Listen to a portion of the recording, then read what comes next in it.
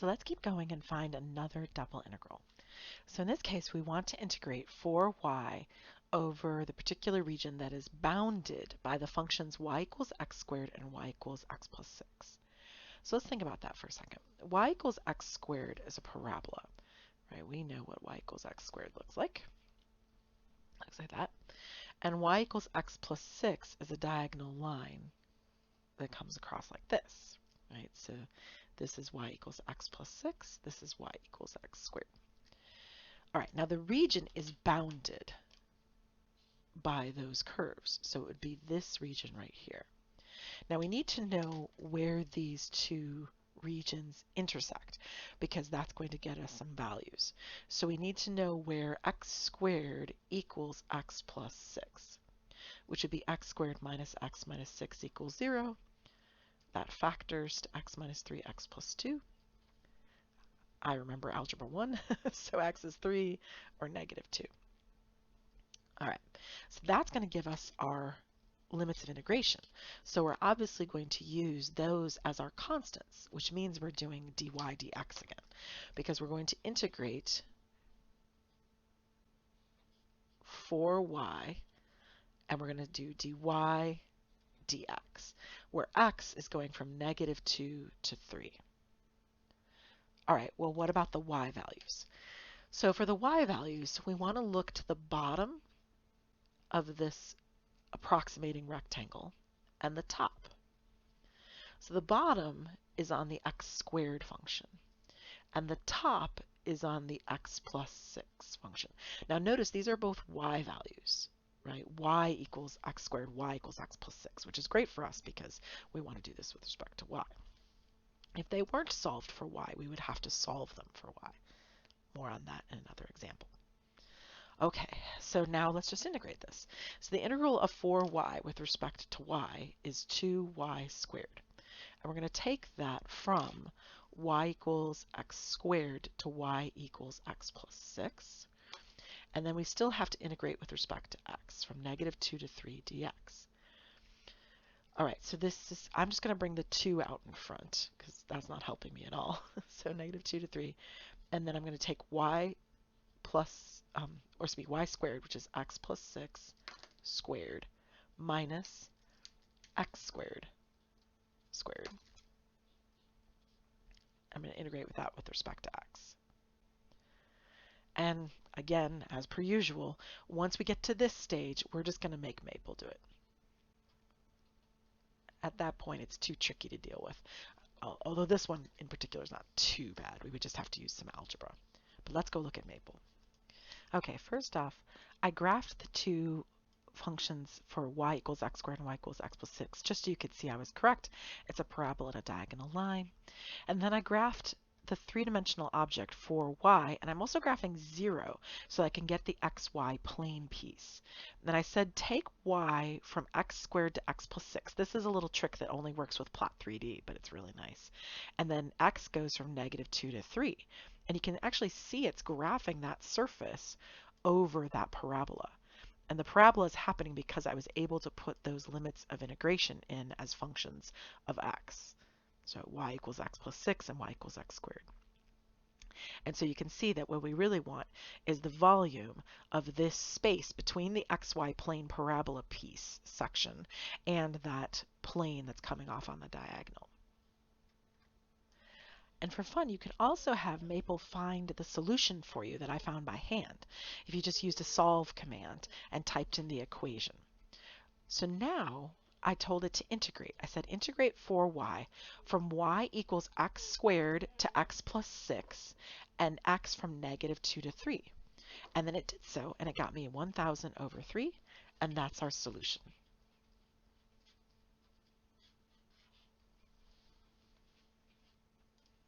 All right, so let's look at the next one.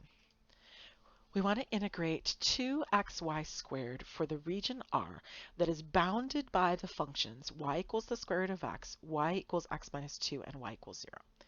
Now, this is really key. You have to learn how to figure out what they're talking about for bounded. All right, so let me show you a graph of this. All right, so I graphed them right here. So I'm going to take them square root of x, which is that red curve, x minus 2, which is that diagonal line, and then of course y equals 0 is the x-axis. Okay, so let's use that piece back in our curve. All right, so we have our axes here. We have the square root of x, which is like this. And then we had the diagonal line coming through like that. And that was, let's think, y equals x minus 2. And then the x-axis. So it's bounded by this curve, this diagonal line, and the x-axis. Now that's a problem because that means I do not want to do vertical rectangles here, because if I did vertical rectangles, then I'd be going from curve to the y-axis, or the x-axis for part of it, and then curved to line for the other part. I'd actually have to do two separate integrals, which I want no part of. So we are not going to do that. We are going to be smart about this, and we're going to go horizontal. Because if we go horizontal, then it's always curve to diagonal line, and we don't have to worry about breaking it into two pieces. All right, so that means that we're actually going to do this dx dy, right? We're going to end at y. So we need to know what these y values are. Obviously, this one down here is 0. That's no problem. But we need to know what that one is up there. We need to know where these two equations equal each other, which I believe I did in Maple, but I can show you by hand as well, right? So we want the square root of x equal to x minus 2. You would square both sides. So that'd be x equals x squared minus 4x plus 4 because of FOILing.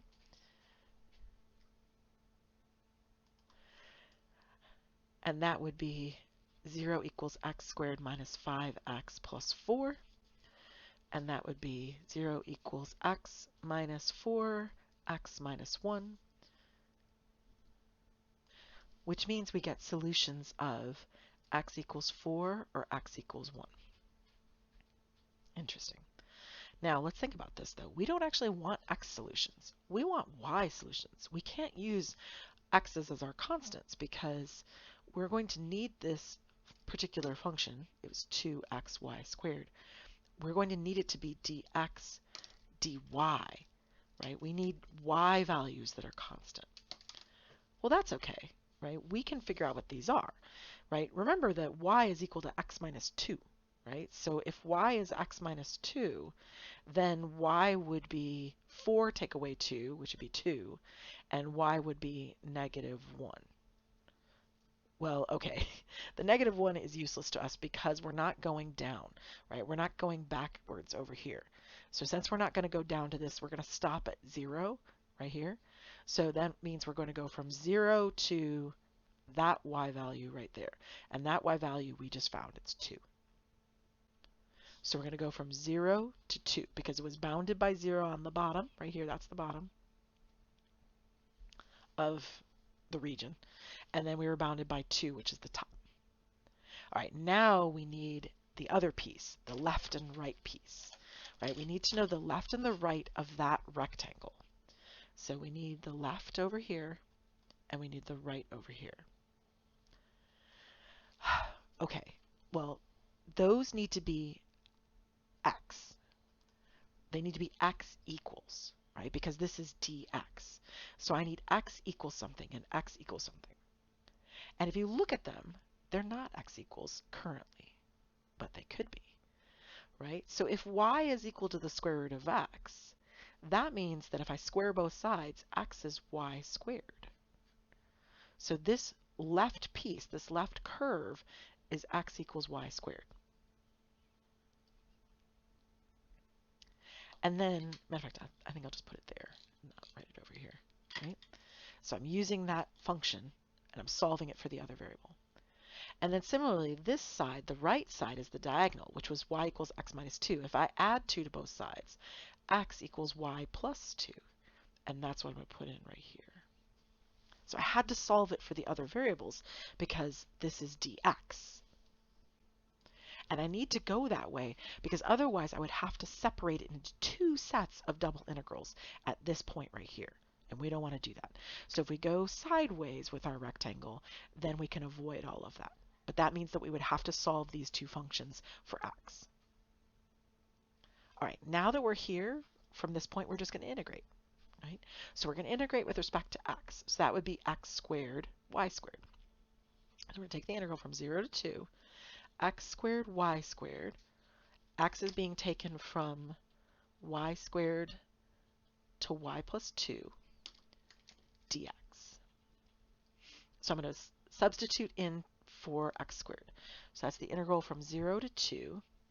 And I'm going to put y plus 2 squared times y squared minus y squared times y squared dx.